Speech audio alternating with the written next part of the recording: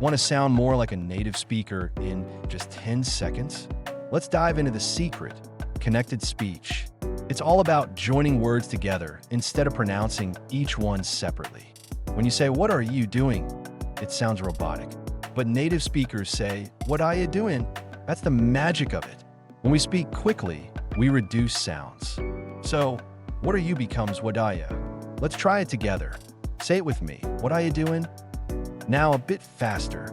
"What are you doing?" Great. Now let's switch it up. Instead of saying, "Did you eat?" try "Did I eat?" It's smoother and feels more natural. And how about "I don't know"? Just say "I don't know." These little changes can make a huge difference in how fluent you sound. So, practice using these phrases in your conversations. Try it out and comment below with your own sentences. Let's keep practicing together.